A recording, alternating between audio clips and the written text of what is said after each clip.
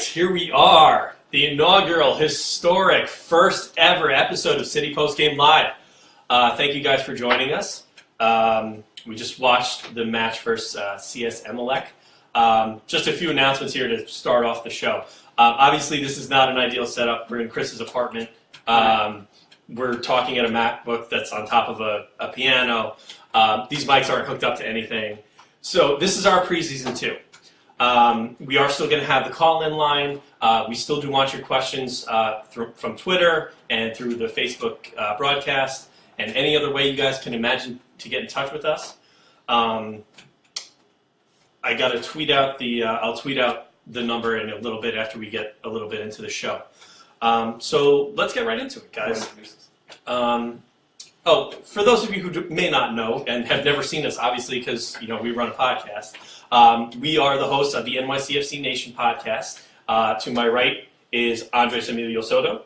To my left is Chris P., otherwise known as the man behind NYCFC Nation, the tweets and all the information you guys get. And who are you? I am perpetual student. I am Chris M. Chris Magali. You can follow me at _ChrisFC. Andres? At the Andres Soto. And Chris? At NYCFC fan. All right. So let's get right into it. We saw kind of a little bit of a slow start, not exactly Jacksonville University out there with Emelec. So what are you guys' thoughts? Well, I didn't get to see much of the game. I'm still leaning over as if this mic is live. Because it did take a while to set up the audio and the recording that we're doing. But it obviously was a disappointment to see us end the first half 1-0. And you can hit Mike right there. And it was nice to see us tie 2-2. So there's a lot of questions. Obviously, the starting 11 will not be the same starting 11 for our first regular season match. Though, it was good to see some younger players, Coley score a great goal. And like you said, it's a friendly match and we got a lot of questions still to go through. What I would say is, and I've heard it repeated on Twitter, on the broadcast, don't make anything of this. This is our first real preseason game. With all due respect to Jacksonville University, it's literally a college team. These aren't pro athletes. Yes, we beat them 9-0. Don't take too much from that. Don't be too disheartened by this draw, as it was. But what we're looking for are how the players played, how the team performed, how they worked together. The score was kind of irrelevant. We're undefeated in South America, though. Great for Champions League. I'm excited. It was a good start to the season. Wasn't what we expected, but better than nothing. Yeah, I think in the same way that you can't take anything from the 9-0 against Jacksonville University, you can't take anything really away from this, other than what they said in the Jacksonville game, putting minutes into legs. Obviously, the competition's a little bit higher. Chris P. camps in Battlefield 1, LOL. Okay. But yeah, so, we saw kind of basically the usual suspects, I thought, for the starting 11 with one or two exceptions. We saw Ethan White kind of in blue blobishness kind of at the end as a right back in the beginning, and then he and Chanel kind of switched midway through. We saw the newcomer, Alexander Callens, however the guys on the broadcast were saying it. I don't think that's the right way. But anyway, we saw James Sands from the NYCFC Academy. But those were basically the newcomers. Apart from that, it was, what we thought it would be. So, Chris, why don't you tell us a little bit about what happened in the first half? Well, the lineup, like you said, was pretty much the same things we saw last year. Shelton, Villa, and Harrison up top. Pirlo, McNamara, and Sands in place of Iraola in the middle. And Madrid on the left. Chanel on the right. White and Cayens playing center backs. And Johnson starting. White and Chanel switched about 15 minutes into the game just because White looked pretty uncomfortable playing center back and Chanel didn't look that comfortable playing right back. But what really impressed me, what stood out to me is James Sands. He's 16 years old. He's in high school. And I didn't really think much of it. And that's what you want. You don't want to look at a kid and say, oh, wow, he really doesn't belong out there. You wanted someone who fits in well, who, in my mind, acted as a good outlet for the players, looked comfortable on the ball, and was great at finding space. And that's what stood out to me the most. the new replacement for Iraola, the 34-year-old veteran, is a 16-year-old high schooler. Who already got popped in his face. Yeah. Welcome to professional soccer. Yeah. What a way to start. Just a quick shout out, guys, to the people who are on the chat right now. So we want to say hi to Robert Downs, Daniel Royster, Roddy Russell Jr., you're a big part of us as well, Ethan Zombik, thanks all. If you got any questions, throw them in there right now. But right now from Daniel Royster, White is hot garbage. I couldn't agree more. Yeah. No, go on. I mean, Ethan White, he reminds me a lot of Kwame, but worse. Like Kwame at least had one tool. He had one thing that he did really, really well, and that was he was good in the air. He was a dumpster fire in every other aspect of the game. Ethan White tries really hard, which is why I think Patrick Vieira seems to have a thing for him. He tries really hard. He puts in the work, but his one-on-ones aren't very good. He's not very good with distribution. He doesn't look very comfortable with the ball at his feet. He, like I said, the one-on-ones I think are what really kills it for me for Ethan White. Yeah, I don't know if he's nervous or just thinks too much or overthinks situations, but he tends to get a little bit too physical at times. You saw him draw a few fouls early on. He tries to run through the ball instead of playing the defender or playing the ball. He just tries to go, and that's going to cost him. That's not what Vieira wants. We don't want to give away free kicks in dangerous areas, especially with our lack of height in certain places. I don't know. He gets caught out a lot. You're right. I don't know if I call him a dumpster fire just yet. He's good depth. He's cheap, and he's young. And like you said, Vieira seems to love him. But I wouldn't want him starting for me on opening day.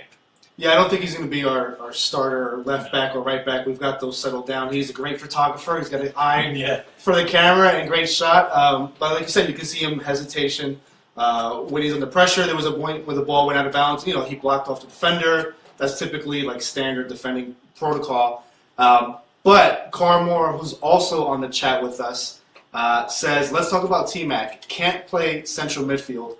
Only good in a free role on the wing for me, at least for Carl. What do you think about T-Mac's performance? Well, I think the important part of what he says, and something I happen to agree with, is Tommy Mac does lose possession a little too often for my taste. He tends to hold on to the ball a little bit longer than he should, I think. It's not that he's a bad passer. He's not. He just needs a little bit more space. And it's funny because one of the things that I think people who believe that he should get a call-up for the U.S. national team like about him is his ability to run right at defenders and either make them miss or just do something funky and get rid of the ball in a tight space. I think in that central midfield role where he's kind of dictating the pace of the offense on his own, I don't know necessarily that he thinks too much or whatever, but for whatever reason, his game tends to break down in that situation. He does very, very well under pressure, though, and I think that's kind of the role that Patrick Vieira tries to keep him in. Well, here's the question. Do you think that in this role, essentially, let's be honest, he's replacing Frank Lampard. Vieira wants him to try and replace Lampard. Do you think he's cut out for that role? Well, he's not going to replace Frank Lampard. But could he possibly score more goals, playing in that position there more often? I'm going to say no. I think he's going to get more assists. He almost had the assist with Villa when they were doing those 1-2s and Villa shot it wide high.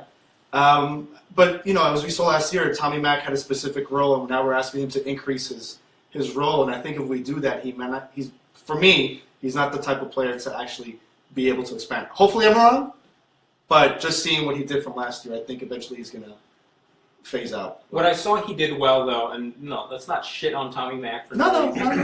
So let's give credit. PG. Let's give credit what credit is due. I still like how you're talking to me. He did really well at getting back and trying to switch from offense to defense, which is something we expect from the players, which is something Vieira wants from the players. So that is great. That's something that Lampard did. Credit to him last year pretty well, but I think McNamara is younger, faster. He's younger. He may not be as fast as Kyrie Shelton, but he's got some legs on him. He's got good pace or good stamina. I think at the end of the day, if he can serve as a box-to-box midfielder, maybe not central defensive mid, but someone that can help shuttle the ball back and forth. Like you said, he's got that great link up with Villa. If he can just continue that, give some balls to Via, Harrison, and Shelton, I think that's all you need from him. You're not going to need him to poach the goals Lampard did. Right. If he can do all the other things, the other guys will do it for him. That's a good point. Let's talk a little bit about the first goal that we gave up. It was close to, I believe, the end of the first half. Kind of on a little bit of a breakaway after an interception. People got caught out of position. We saw a beautiful pass in right between our entire defense, essentially. So what went wrong there, Chris? I don't know. I saw. Well, let's go back. Is it inexperience on the part of Ethan White and Chanel were just kind of not used to working together? The first thing I want to mention is we were down a man. James Sands was off at that point getting treatment for the broken nose. So it's not like we were at full strength. We were down somebody, and James Sands would have ideally been in the position to intercept the ball. Ethan White got caught out, but so did Cayennes.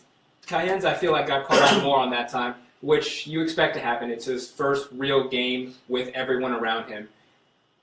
And credit to Cayennes, later on in the game, he did well at intercepting and picking up tackles and holding off one-on-one situations. So yes, he messed up pretty big there, but that's what preseason's for. We're here to learn from the mistakes, make the mistakes, and I think Cayennes made a pretty big one and learned pretty quickly about it and stuck to his positions. I think that's what ended up happening. Yeah, that first goal felt like a normal goal that we give up where the defense breaks down, so we're true to form. That's it. Pirlo didn't really help much with his lack of speed. Yeah. Speaking of Pirlo, before we move on, Roddy did have a message. I don't want to miss any questions, so I just want to scroll back up. Villa and Pirlo play for NYCFC, but no products from the two, not only in Emelec and in Necaxa. Does NYCFC's international appeal go up or down from here? I mean, how could it go down? Yeah, I don't think it'll go down, really. If anything, the people will still show up. If NYCFC goes to Brazil or Mexico tomorrow again, and they say, hey, we're going to bring Via Pirlo, there's going to be lines around the block for tickets. They sold out the stadium within a week of tickets going on sale. 30,000 tickets. The international appeal isn't going down as long as we have Pirlo, who apparently people love more than Villa, and David Villa on the team.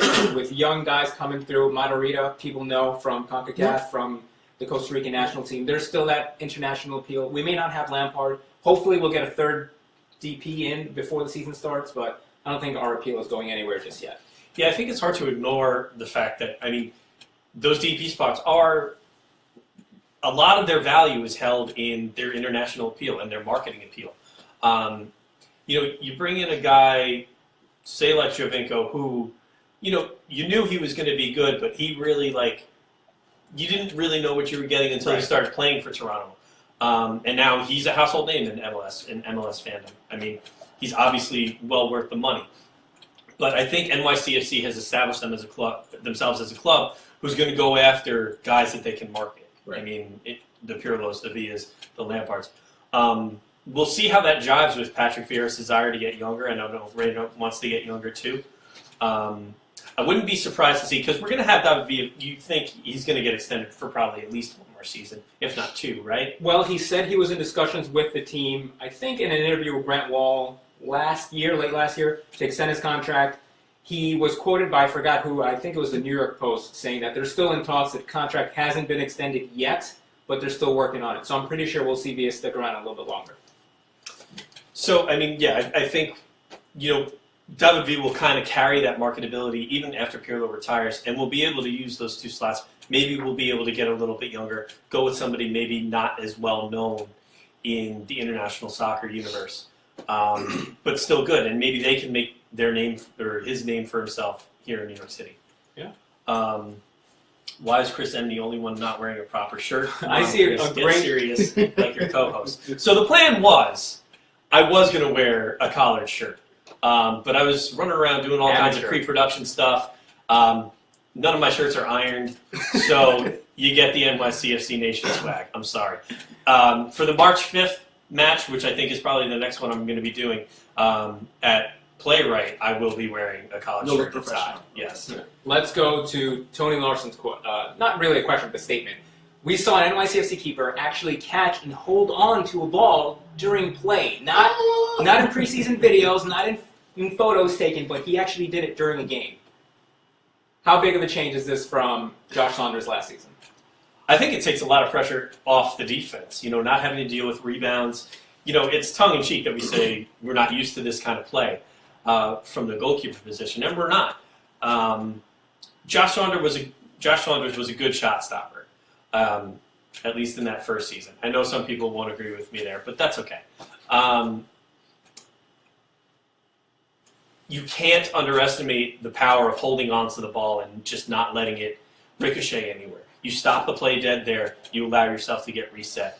There's no garbage goals from ricochets and rebounds. Those are going to happen. Now, I'm not saying Sean Johnson is going to eliminate those completely, and I think it's unrealistic to think that.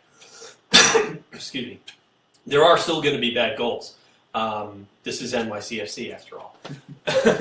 But I think it's going to go a long way to limiting that kind of stuff. What do you think, Andres? Well, I didn't see him hold on to the ball, so I missed history at that moment. But Tony, thanks for joining us on the chat. Thanks for everyone who's with us right now joining on the chat.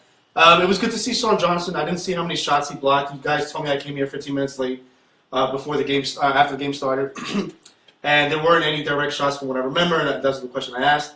I mean, do you want to stick to Sean Johnson who only played 45 minutes? I want to see more action. I want to see more shots and how he reacts. Was there a lot of distribution back and forth in the back line that you can remember? He didn't really lob the ball upfield a lot like Josh Saunders would, but I think only once he did. Yeah, I think he did once, but at the same time, Emelec wasn't really pressing up the field, so it's not like we're going to see that high pressure, high press offense teams like the Red Bulls bring or Toronto brought during the playoffs. So it's not going to be that bad. I think in the preseason game against Red Bulls, the next one that we're playing, that's going to be a great test for Johnson to see how we react, how he's going to handle playing out of the back with teams breathing down his neck. Yeah, that's a good point. Okay, so I just tweeted out the call-in number for those of you who feel the need to. I mean, I think we're getting to your questions here through the Facebook feed pretty well. But the number is there if you guys want to call in. Let's talk a little bit about the positive side of the offense. We got goals from Sean Coley and from John Sturzer. I know you and I were kind of doing production stuff while that was going on, and Chris was going to be our point man on that. I did see the Sturzer goal, though. I saw the Coley goal. Yeah. So, I mean, two good goals from essentially our B squad. There were no starters out there. If I'm Claudio Reyna, I'm calling up Sturcher's agent tonight and saying, let's get a deal done. He was great on the air, great in the air, comfortable on the ball, scored a fantastic goal, and we were terrible last year on set plays. We couldn't get anyone to head the ball to save our lives.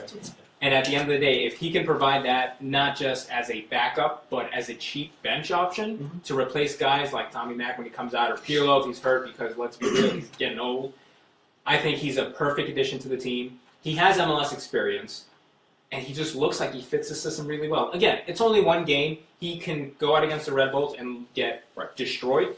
But from what I saw in this first match, absolutely loved him, stood out to me, give him a contract. Absolutely. I completely agree. I think Sturzer's probably, I mean, I'm trying to think of the other trialists. I know Ben Sweat was in there, right, for a little bit. I didn't get to see much of him. I know somebody on the chat was asking about him. Any thoughts about him? Did anything stand out about? Not really. He kind of just... He was there. He was there. He didn't really mess up. He took a knock earlier on. It looked like he was going to come out, but I don't think he did at the end. The announcers weren't really that helpful, so he didn't know who was coming in, who was going out, but he didn't impress. Didn't mess up, which I guess is what you want from the defense. You don't want to remember a defender because they mess up. So I guess that's good enough. Hopefully we'll see more of him. Yeah, you don't want to see that many Jefferson Mena moments out there, but Ben Sweat was okay. And I think at the end of the day, the biggest position battle that we saw was Johnson and Johansson. Both let up a goal, both on kind of similar situations where the defense lost their man. It's going to be interesting to see how this battle shapes up. Vieira told reporters this afternoon that that's something he wants. He wants the team to compete. He wants there to be competition between his goalkeepers. And that's something that we saw last year with Saunders and Johansson, with ultimately Johansson starting the last game and then the 2 playoff matches. I think that's something that's going to happen throughout the season. You're going to see Johansson pushing Sean Johnson, who's, let's be honest, he's going to start. He's getting paid a lot of money. And, you know, I know NYCFC has a history of sitting players who are getting paid a lot of money. but I don't Please think don't start. I don't think they're going to do Don't that. start. with Sean Johnson. I'm not saying it. So it's great to see our younger players play well and sign or get signed soon. Okoli, great goal off the top of the box. It's what we're paying him to do, right? Yeah. Oh, hold on. Looks like we.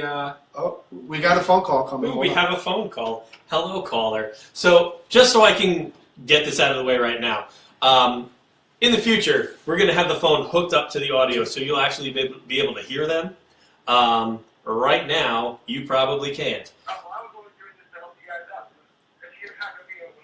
Oh, we can hear you. No, it's hear you fine. well, yeah. I can hear you. We'll repeat the question. The stream can't hear you for now, but we'll convey your question. Go ahead. Where are you calling from?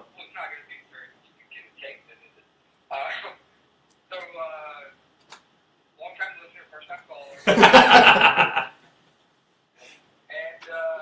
want to talk about what we're going to do with Kyrie Shelton. Because I don't see him adding anything to the team going forward. He's had a few right moments in 2 years. Mm-hmm. But he still has brick feet. I don't think that's going away. All right. A lot of poor decisions, in my opinion, right? And Okay. I think it's very. Stay tuned, viewers. It's a good question. All right. So the question is, what we're going to do with Kyrie Shelton? The caller doesn't feel that comfortable with him. He thinks his footwork is a little bit off. So He said bricks. He said he had bricks Okay. for feet. his exact words were brick feet. So All right, we're going to answer for you, okay? So, Yeah, we have to say. yeah, so, Thank you, caller. yes, thank you, caller. What are we going to do with Kyrie Shelton? So we actually had a little bit of a discussion right when the game first started about right side versus left side. Jack Harrison is naturally left-footed. He plays on the right, or he played on the right side, and did a little bit last season of our front line, and Sheldon the opposite. And we kind of discussed the merits. Why don't you tell them about that conversation? well, you can, like you said, Jack Harrison, left-footed, so he's going to play with his goal-scoring foot on the inside. Kyrie Shelton, right-footed, he'll play with his goal-scoring foot on the inside, so he can take shots on goal. Ideally, for a team that has quick passes and can get shots off, that's perfect. But, like Chris pointed out, when you have the ball, you want to be able to control it with your foot and put it against the line. So if you're right-footed, you want to be playing on the right side so you can control the ball away from the defense and then make quick passes. If you're left-footed, same thing. You want to hold it up against the ball with your left foot and make quick passes. Not the case here, which is something that's interesting. You don't see it that much in MLS, but my idea is that Vieira wants to do this because he wants the players to not hold on to the ball too much. He wants them to be able to pass it quickly and get shots off when necessary. What do you think? I think as long as he can develop past what we kind of saw, we kind of saw him start to develop past it. When Kyrie Shelton was first starting, he had one move. He would gun down the side, and then he would cut in as soon as he got to the top of the 18. And it was just every time, like you could predict it, like clockwork. Like as soon as he got to a certain spot, he was passing, whether somebody was there or not. His decision-making is what needed work, in my eyes. And we've seen him start to mature, probably with a little less pressure on him last season, I think. He wasn't... I could see him feeling like he had to be Kyle Larin, essentially, for us. And that's hard to replicate. Kyle Larin is, world-class talent.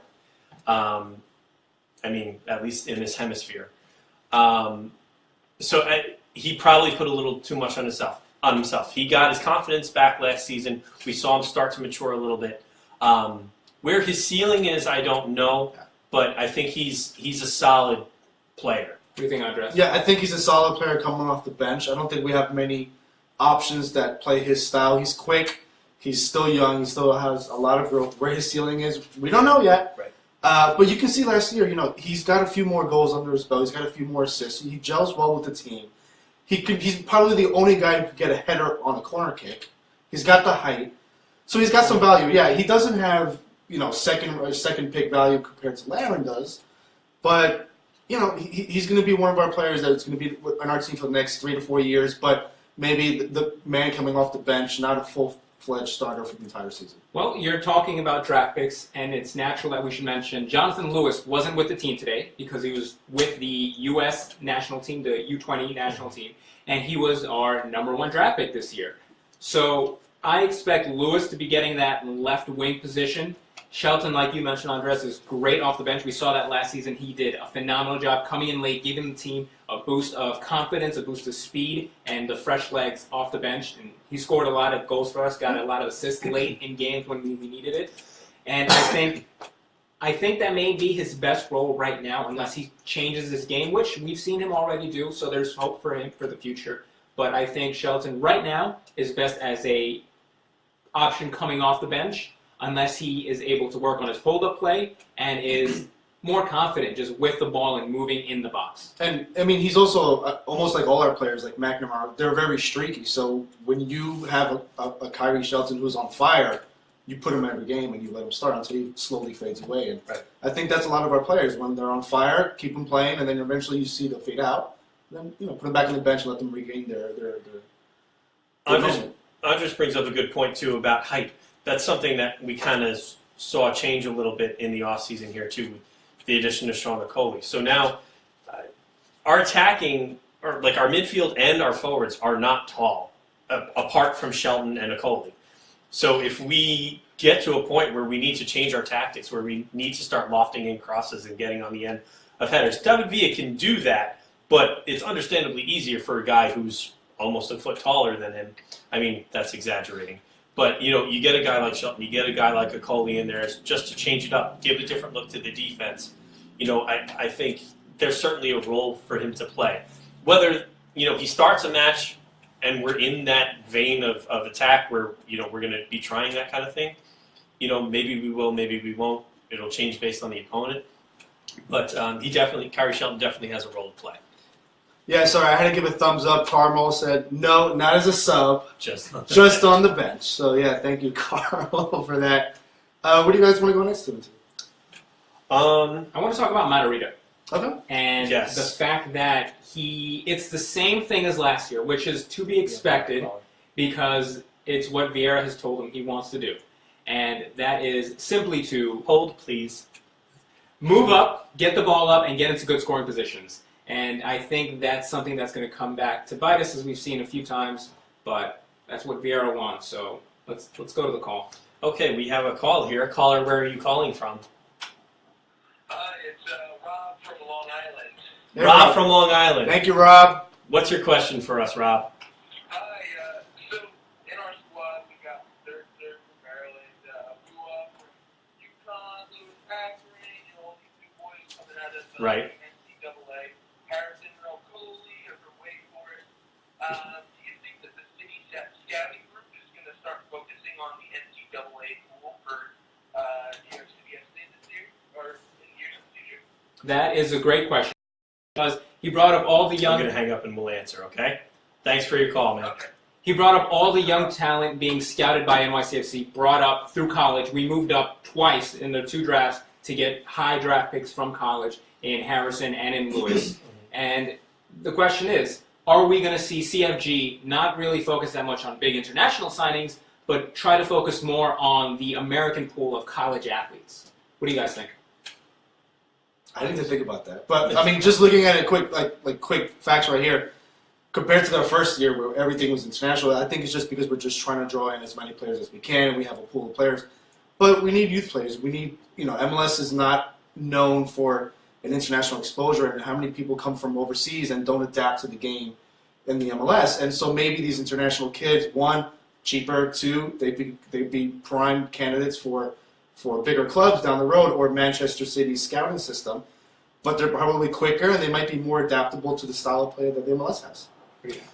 So we kind of talked about this a little bit on our show last week with Mike Ander, and I think that what we've seen is Patrick Vieira and Claudio Reyna see value in the upper tier of the MLS draft, in the top 5 picks. Obviously, we spent a good chunk of change to get that 3rd draft pick to draft Jonathan Lewis. And now 2 drafts in a row, we've spent our top pick on true freshmen, which is something you brought up. I mean, I think what we're trying to do, I have no say in this. No, we have a lot to say. They just don't talk. I think what the club is trying to do is, as best they can, merge the American development landscape with like a kind of an international soccer mentality. So you have players in Europe, they come up through an academy at 16, 17, 18, they might be starting for your club. That obviously isn't really the case here, although we did kind of see it with James Sands today. Granted, it was just preseason, but kind of something that you'd see in a European club is guys getting starts at that age. With guys like Pirlo and Villa on the same field and everything. And he held his own. I think a lot of what you can say about the new guys is nobody really did any worse than they did better. Like nobody really screwed up, which is good. That's what you want in preseason. Right. So getting back to NCAA, I think that you're going to see NYCFC look for those guys who are coming out early. Guys that still have some time to develop. Guys who haven't been destroyed by the NCAA schedule, which is essentially a tournament format for straight 4 months. Vieira specifically, who works well with young people, wants younger guys that he can mold, get into good habits, and really kind of elevate to city football. Yeah, that's something I want to touch on. Vieira himself has said he wants players who are, he's saying, kids in Europe come up 17, 18, 19, they're playing first division, first team football. Kids here in the U.S., 19, 20, 21, are still just playing in college. They get to MLS 21, 22 years old. They've missed the best development years of their careers, essentially. And what we're going to see, and it would be foolish not to do, is to have these young players available to us relatively cheaply in a salary cap league. And if we don't take advantage of it, we'd be idiots, to be honest. We don't have a full-blown academy system. We don't have that development B team. So why don't we just have the NCAA serve as our B division, essentially? We just take the best players that we can get. We'll trade up for them. We'll trade whoever Chicago is willing to take for them at this point. And eventually we can develop these players. If we take 5 guys and only 1 guy works out as a starter, that's worth it. I mean, we're paying, $200,000 in salary, in allocation money for all the draft picks we got? I'll take it. $200,000 for a signing that ends up being a 20-year-old starter for us? Absolutely no-brainer decision. That doesn't count against the cap. Absolutely. And he doesn't take an international spot. Right. No-brainer to take. So that's a great question. Thanks for calling Rob. Rob. Thank you, Rob. Rob from Long Island. Rob from Long Island. Thank you. The Fire isn't our B. Is that Trey? I think that's Trey. The Fire are not our B team. Who's talking from the Blue Arc One Facebook. Yes. I want to talk about what you guys thought of David Villa's gameplay today. Was there? I mean, did he come out at half? Yeah, he came out a little bit after halftime. Okay. I think I know what you're getting at. You made a comment during the match. If we're relying on David Villa for hold-up play, we're in trouble. And, David Villa kind of prides himself on being a complete player and tracking back and playing defense when as hard as it is, which is, usually always. I think in a lot of ways our attack was stifled early on today. I'm not really sure by any one thing in particular. I think we got dispossessed a lot. I think there were a lot of quick change of possession. We never really got into a rhythm. And that's something that I think David Villa really thrives on is a rhythm and being given opportunity. We didn't get that many shots on goal, I don't think. What do you think, Andres? How did David Villa do in your eyes today? Well, the one shot I saw him take, he sky-high'd it, and so that's my last thing with David Villa. Like we said earlier on, and we're going to keep repeating throughout this today, is it's preseason, it's early on. David Villa definitely has a lot of rust. He's not 20 years old. He's not a college kid coming out of the draft. He's got some miles on him. He's going to take time to get warmed up, but I'm not that worried. We saw David Villa the last 2 years be, I think, the highest goal scorer over the last 2 years in MLS. So I'm not that worried about him. He did look tired. It's early on. Emelec is in their season now, so this would be their third match of the season had this been a regular season game for them. We just played a college team. Yeah. With time, I mean, we saw some Minutes into legs. Yeah, let's get some mileage in the legs, and hopefully we'll do a little bit better next game against the Red Bulls. Yeah. Let's talk a little bit about that, actually. So going forward in the desert, Red Bull match, do we see what kind of changes do we see? Do you think? Well, we'll see one change for sure, and that is Alex Ring will be joining the team in Tucson after he arrives from Finland. So that's going to be first start for him, I assume. I would be shocked we don't see him playing center defensive midfield at some point throughout the game. That's going to be the first change. The second change, and I know this is your trigger word, there's a very good chance, from what I'm told, that Mix Diskerud will be joining the team back in Tucson. The team tried shopping him. It is no secret that the team had tried to get rid of Mix Diskerud and offload his contract because he's not really wanted at New York City. And it hasn't worked. He's back in the U.S. I expect him to rejoin the team in Tucson when they meet up against the Red Bulls. I don't know how many of y'all follow NYCFC. We almost made it a whole episode. But you know how you have those tag clouds on blogs that show which is the largest word used? Yeah. After New York City and probably NYCFC, Mix is definitely the top three right there. I couldn't care less about Mix. But, yeah, I mean, a lot of players don't care about playing against the Red Bulls. As a fanatic, I'm not a fan, I'm a fanatic. I want to destroy them no matter what we do. No one gets hurt.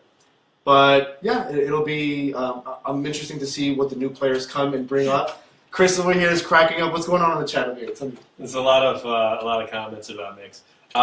So, I mean, I'm not going to harp on it. Mix is not going to have a role with this team. If he's still on the roster, fine, he's not going to play. I know I might as well just give you the money that we bet earlier in the offseason. You're buying that first chicken bucket of the season. Yeah, that's right. Okay. But how do you guys feel about that first game against the Red Bulls? Are you looking forward to it? What do you want to see? Do you want us to go out there and get some red cards, some yellow cards, and just like go into players? Or do you just want to see it play the young guys, give everyone some games? One, I want us to have a good match. I want it to be intense. I want them to give them, 90-plus minutes, whatever it takes. I don't want anyone to get hurt. But I never want to lose to the Red Bulls, and that's it. And so let's win. What's more important to you, winning, or would you play the entire first team, those entire 90 minutes, or would you say, we're down, but let's put in the new guys? I know it's preseason, but how many preseason games do we have left before the regular season? 4. Okay, so I think it's time to start playing our 11 players for 45 minutes, win or lose, whatever, doesn't matter, but then after the 45, take most of them out and let's end the game with more subs. Vieira needs to now decide who is his 11, because it's not like we have 10, we got 4 left. Right. So we need to start deciding who's going to be our starting 11. What do you think? What do you look forward to seeing in that Red Bull game? Honestly, Andres touched on it a little bit in his first comment. No injuries. Yeah. Somebody asked, is the preseason Hudson River Derby really something to get hyped for? I mean, I think anytime we play the Red Bulls, there's always going to be some hype around it, whether it's warranted or not. People are going to get excited about it. But ultimately, I just want to come out of it with no injuries. Yeah. No injuries. A win would be nice. If we lose, it's not like we haven't lost the Red Bull before. I mean, and it doesn't count for anything. But if we win, we won, we beat you, you suck. Yeah. But if we lose, it doesn't. Yeah. I'm going to take the opposite view here. I really don't care if we win or lose. The thing I care about is no injuries, and I want to see the young guys play. Yes, we have 4 games. Besides, that's not counting the Red Bulls game to get our team together. I want to see Okoli start in place of Villa because I want to see how he would play as a possible future replacement for Villa. Okay. I want to see Johansson start with the first team and Johnson come in the second half. And I want to see Shannon Gomez in there because I feel like we haven't seen him enough. He just came back from a year-long injury, essentially, after coming out in the Cosmos match in the U.S. Open Cup. And I want to see him out there. What changes do you guys want to see to the lineup for next game? The one change I want to see is I'm sort of tired of seeing Villa up top by himself. Okay. I would really like to see him and Okoli up there. I know they might have similar style of play, but if we can have 2 players like Okoli scoring those goals like he did just today, and a Villa. I know that means something with Mix or Kyrie or Harrison, but I just change something up top because it takes the pressure off for Villa. Formation-wise, are you staying 4-3-3, 4-4-2? How are you changing it? I'd say a 4-4-3, but having one of the top 4-4-3 would be so we get an extra guy. yeah, 4-3-3. I'm sorry. 4-3-3. You guys know I'm good with math. 4-3-3. I mean, it doesn't matter. So what who do you formation. put up top? Villa, Okoli, and who else? I would put Villa, Okoli, and Harrison. All right. What changes did you make?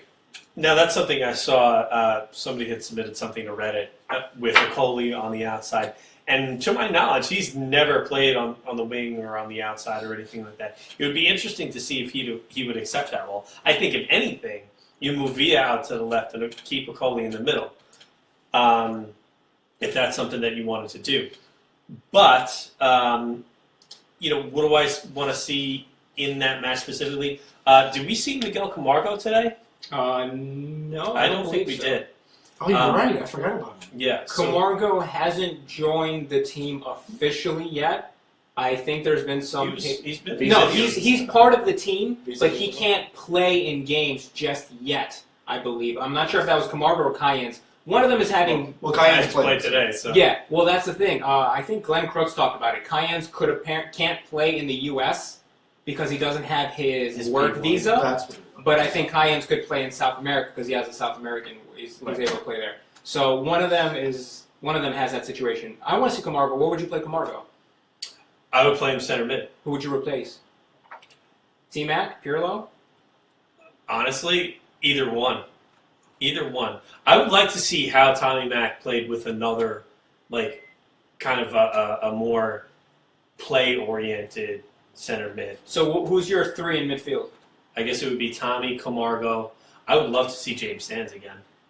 I don't think that'll happen just because Vieira is going to play Pirlo. I know it's going to be a nightmare for defense, but as we've heard thousands of times throughout the season, we're going to score more goals than we concede. So if Pirlo gives up a goal, he thinks that we're going to be able to score two more. Camargo, what did I say? Camargo, McNamara, and Ring would be my middle three. I guess. Because that's two players we haven't seen that are going to be competing for minutes, I think. I'd like to see it. Yeah, let's see Ring and Camargo next game. Hopefully we do a little bit better than this one instead of just a 2-2 draw. Maybe we'll get a few goals and keep a clean sheet, and that would be ideal. Yeah. So John Levin on Facebook, thank you for the question. He said, who would you like to see start in goal next preseason game? So that's the Red Bull match. Johnson or Johansson? I already said I want to see Johansson start just because we saw Johnson start with a first-team defense, essentially. Let's see what Johansson can do with it. Ethan White's a first-team defense? Primarily first-team defense. We have 3 of the 4. No, 2 of the 4, right? Yeah, Allen was out. Allen came in later. Right. Chanel and Matarita. Okay. And then, people are plugging in Cayennes instead of Briant a lot in preseason prediction threads and those kinds of conversations. I don't get the hate for Briant. I think he's a great center back. Oh, no, I'm with you. I think that Briant is underrated. He's great in the air, great on one-on-one situations. But my understanding is that the competition right now is Chanel is going to be our starter. Right. And the competition is between Briant and Cayennes. And in Patrick Vieira's mind, Ethan White, for whatever reason. Just give him some minutes. Competition will push them further. That's the idea. If you have 3 guys competing for one spot, each one's going to work harder to get that spot. And that's the end of the day. That's what Vieira wants. That's what he always likes to see. Yeah. Any other changes you guys would make to the team? What do you think about Luima? Do you want to see him more? Do you want to see him less? I want to see him more because while we were setting everything up, I didn't really get to see him at all. I heard his name called a lot, which is probably a good thing. Wait, who is this? Luima, he was the... he's from Haiti. 19-year-old Haitian forward, plays for has a few caps for the national team. He looked okay, didn't look spectacular. I can't really say much about him. Jaylen Brown looked good. He got that great assist on the Okoli goal, which is great, and I want to see more of him. But, I don't know, see Brown or Luima start in place of Shelton. That's another thing you can make. This is actually a great question that bears on the Briant conversation. Who's the leader in the defensive third? Who is taking charge of our defense and keeping the line? Wow. I keep leaning into this mic like it's mine. It's not. Who was the leader last year? Is it Briant? honestly, and I mean, I think it was Josh Saunders for a large part because Briant was new. Chanot came in halfway through. Right. Jefferson Mena wasn't the friggin' leader of that line. R.J. Allen? I guess R.J. Allen, but it's hard to direct from he had the most right side of the experience. field. Right, yeah. So is that what you mean by leader? Because I'm just thinking maybe statistically, but No, who's going to be Who's the the guy vocal saying, person? move up, who is get the- back, the cover field man? general? that was the guy who retired. Irola? Irola, in my opinion. Who do you think is going to be? Who's The going new one. Right? Is 16-year-old James Sands going to be is going to be leading the line of veterans? No, I think, honestly, I think Briant or Chanot is perfectly capable of assuming that role. I would like it to be Briant. I think he can do it. The thing is, Briant gets beat one-on-one a lot. Not quite as much as Ethan White does, because he takes better routes, he puts himself in better position. I think Briant and Chanot just need an entire season together, and they could be a good tandem. Couldn't it come from the goalkeeper? Yeah. Well, yeah, Josh Saunders was So I would unquestionably hope, the leader. So then I would hope Johnson, who has experience at goalkeeping, can, with his experience, command our defenders and say X, Y, Z and mark him up. That's true. Roddy brings up a good point, too. Jason Hernandez is a fantastic leader in the back line, but he ain't around anymore. Well, Johnson's got that perfect voice, that perfect, really deep James Earl Jones voice. Don't hook him up over there. So I think he'd be the perfect leader for our defense. Oh, that was a bad impression. Does Sturzer have a legitimate chance of competing for a spot from Andrew Benson? Absolutely. I think I've heard nothing but positive things about him at a training camp. We saw nothing but positive production from him today. And that's with teammates that aren't necessarily on the level of MLS starters. He was in there in the second half. He had some help. I know Coley was out there, and he had some of the young guys out there. But Sturzer, he's got MLS experience. He's proven that he can contribute. I obviously give it the rest of the preseason, but absolutely, I think if we're doing the Magic 8 Ball, signs are pointing to yes. What do you think? Yeah, I like the way he controlled the ball as he scored. I thought another player might have. He was right in front of the goal, but you've seen worse misses. Well, and he actually would look relaxed, scoring. Rondo misses that goal like it's his job. I just don't know how many spots do we have guaranteed. So 18, right? It was a 21-man roster. How many roster spots? Do we have? Now we're getting to the end. Like most of these non-rostered guys are not going to make it. Right. I think we may only have 3 or 4 spots left. We let go of Connor Brand, who was with us last year, right? Yes, So, but hold on. I remember reading today that MLS changed the rules because MLS, and now there are going to be 30 roster spots, counting some homegrown spots. We don't have any of those. Well, Except for Sands. we may have James Sands, and who knows what magic MLS pulls, and maybe David Villa ends up being a homegrown under Don Garber's rules. But I think at the end of the day, Sturzer definitely has a chance to play himself onto this team. We saw last year, Vieira said, I don't care if you're Andre Pirlo and David Villa, which he benched at certain points last year. He took them out of games saying you weren't playing well or you weren't doing what I asked you to do, so he took them out. We saw Irola get benched, who was being the general after the New England game. Irola and Pirlo, both did terrible games. Vieira didn't hesitate to sit them down, put in the other guys. We saw during the playoffs, Lampard and Pirlo got taken off. In came Bravo and I think it was Shelton at the time. And I don't think Vieira cares what your name is, what pedigree you have, how many games you've won, how many World Cup finals you've been to. If you're playing well this week, you're playing. Doesn't matter if your name's David Villa or John Sturzer. If you're playing well, you're going to see the starting 11. So I don't want to predict something that's going to move forward, and I hope we don't have to answer this anytime soon. But with the recent question regarding our draft picks and the youth, the youth players that we're grabbing, and the style that Vieira wants to play, is that a show from CFG saying how long Vieira's going to be with us? Like, do they envision him being with us for a long term?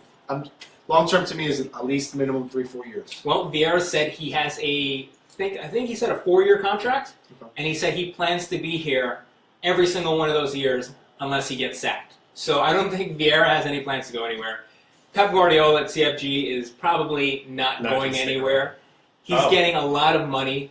I don't think that's going to get I don't think they're going to cut him loose after one season. They spent a lot of money to get him there. They're spending a lot of money to improve that Manchester City squad. I don't think they're sending him to Melbourne anywhere anytime soon. So I think Vieira's going to stay here.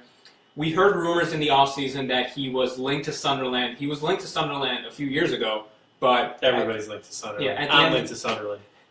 breaking news. Chris Magley, Sunderland coach. Tactics Tim Part 2. Watch out.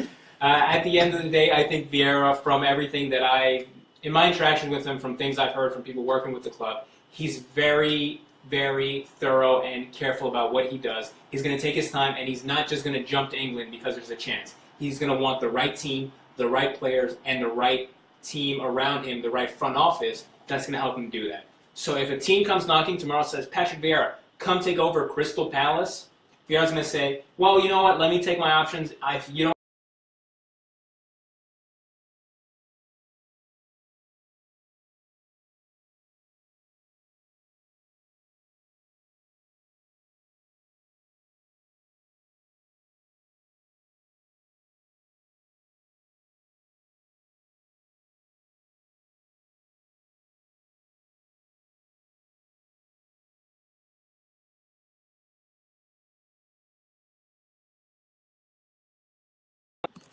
Oh, there you go. Oh, okay. Hey, we're back. Hi. All right. Sorry about that. Wireless connection dropped there. It's probably the impending blizzard coming down on us right now. Yeah, we're about to get 10 inches of snow or something like that.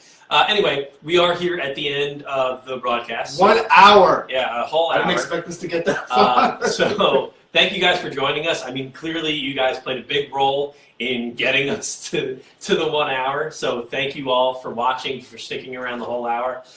We will be back, not us, but the show will be back after our next match, after Red Bull. Did we decide who's hosting? Well, this is something that I'm not sure was mentioned earlier, but we definitely want to talk. The post-game live show is not just going to be us. It's going to be everyone out there in the NYCFC podcast community. So you're going to have the guys from Blue Balls Podcast, from Blue City Radio, from Dudes in Blue, and there's a lot of blue out there, and from Hudson River Blue. Everyone out there is going to join Blue together. Nation. We're all going to work together to bring you guys live post-game show, post-game coverage, because at the end of the day, we're all fans.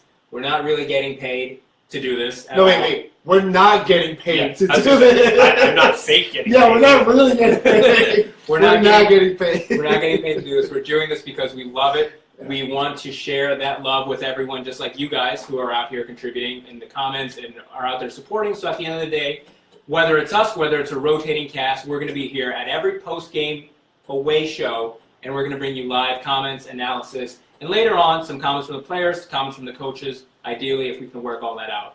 But let's look forward to it.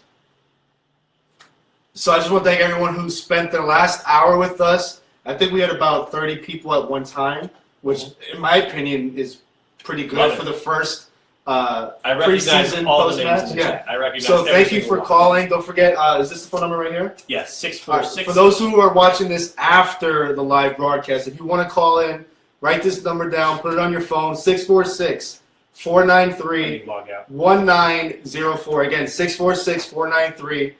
Why are you laughing? 04. I'm just waiting for whoever's handling that phone to get dirty text messages at like 3 in the morning. Drunk dirty text messages. Yeah. So and again, it's all going to be Patrick Vieira. So we're right now broadcasting this off Blue York 1. There should be a Twitter account. Thank you, Avid. There should be a Twitter account. City PGL. At City PGL. And I guess that's it. Follow us there. Personally, we can follow Chris at NYCFC fan. We can follow Chris M at _Chris FC. Myself on Twitter at the Andres Soto. And guys and women, guys in general, just plural, right? Both sexes. Everyone. The unisexual guys. Thank you for joining us. Yeah. Thank you guys. Have a good night. Stay safe in warm. the blizzard coming. Don't do anything crazy, and hopefully we'll keep this going for a few more episodes at least. Peace. Come on, New York.